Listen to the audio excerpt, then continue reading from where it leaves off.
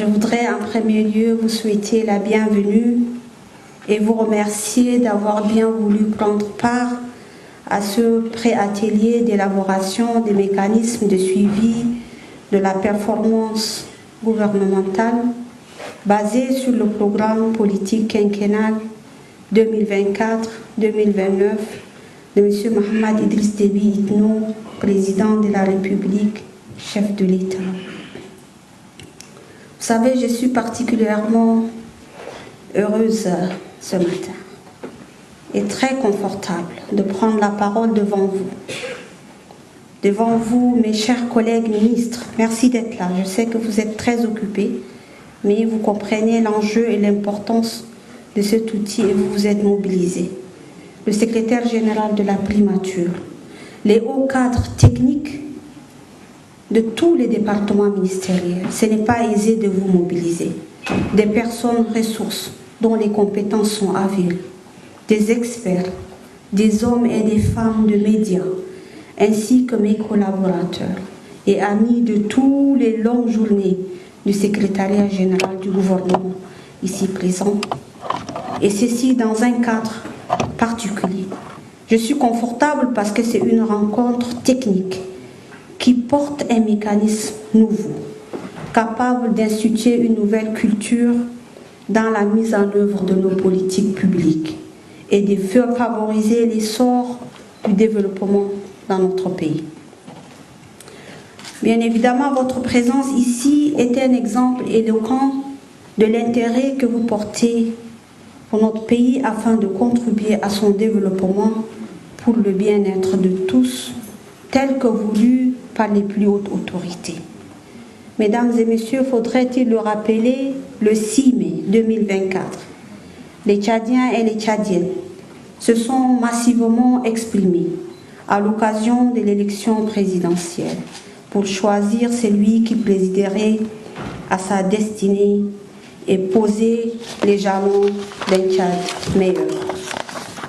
À l'issue de cette élection libre, juste, transparente et démocratique, le peuple tchadien dans son ensemble a porté son choix sur le candidat Mohamed Idriss Déby Itno, qui a présenté aux populations un projet de société solide, rassurant et convaincant.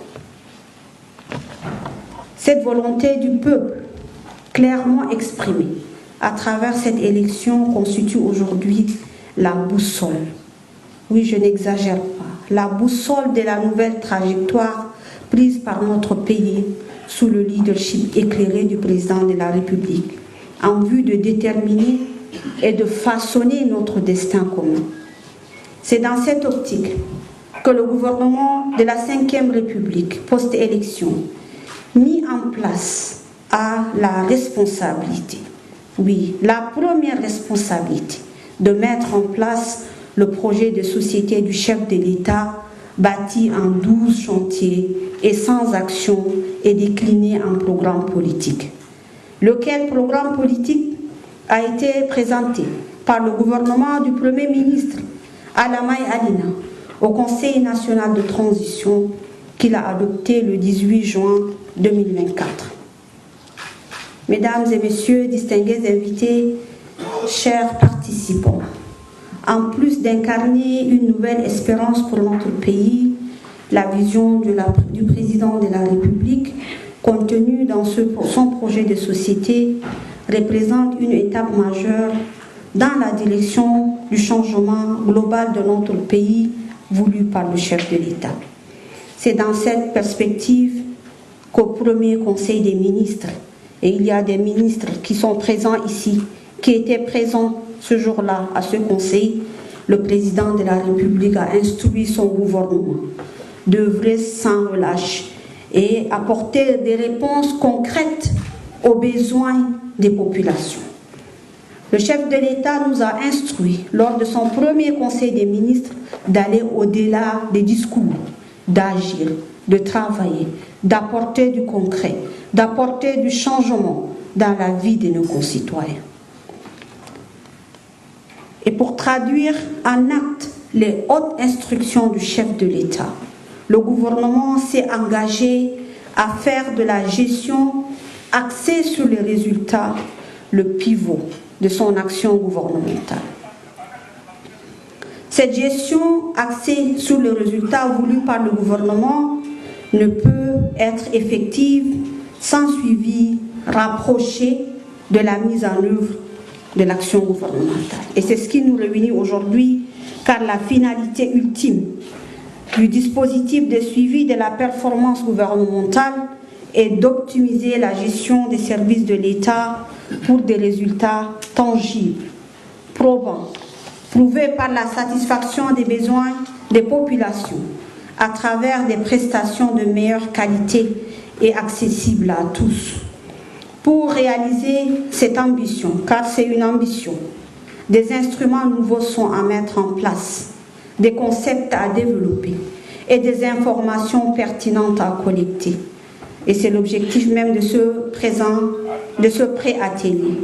Car pour concrétiser véritablement cet objectif, ce mécanisme doit s'enraciner largement dans le milieu administratif et y trouver ses éléments moteurs. Les raisons pour lesquelles nous avons souhaité que les équipes techniques des différents ministères soient là, que ça ne commence pas par la rencontre ministérielle, mais que ça soit un travail qui a commencé par des experts, par l'équipe technique. Ensuite, les équipes techniques des ministères, les hauts cadres de ces différents ministères qui vont porter le mécanisme avant que ça n'arrive au niveau des chefs des départements ministériels.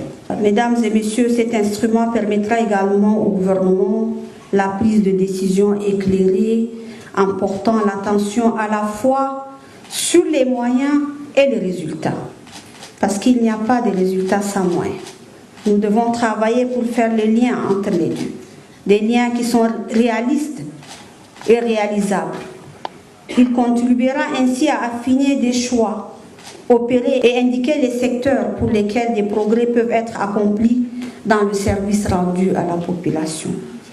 Donc le suivi de la performance gouvernementale consolide notre sensibilité à la redevabilité, à la culture du résultat, à la synergie d'action des acteurs concernés.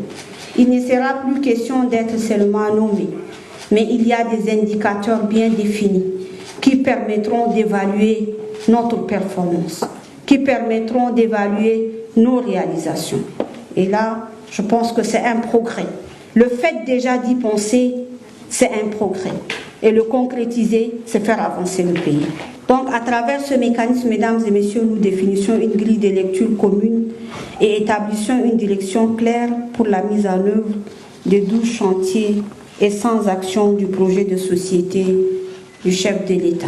Durant 3 journées de travail, le pré-atelier d'élaboration se doit d'obtenir des résultats devant nous conduire à la validation et à la mise en œuvre processuelle de ce mécanisme. Dans le cadre de vos débats, mesdames et messieurs les participants, vous découvrirez un cadre méthodologique adapté et flexible. Oui, j'insiste sur le mot flexible parce que c'est un draft et nous sommes là pour l'affiner, le finaliser, le rendre concret, le rendre réaliste afin d'atteindre les objectifs recherchés. Ce pré-atelier est également une occasion bien opportune pour les représentants des différents ministères de s'approprier cet outil et s'impliquer pour la qualité des renseignements qu'il fournit. Moi, je me souviens d'un de mes professeurs qui passait beaucoup d'heures et il a toujours été pertinent.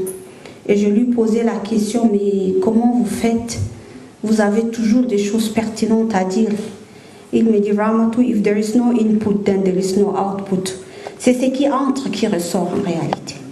Donc, c'est ce que nous allons mettre dans ce dossier, dans ce travail, le sérieux, le temps, l'énergie, la concentration que nous allons donner à ce travail qui nous permettra de sortir un document de qualité et concret et pour permettre maintenant aux chefs de département de les porter et pour permettre aux plus hautes autorités du pays qui soutiennent réellement, que ce soit le chef de l'État, le président de la République, le Premier ministre, qui soutiennent ce projet ambitieux. Mais nous devons leur donner les moyens de concrétiser ce projet.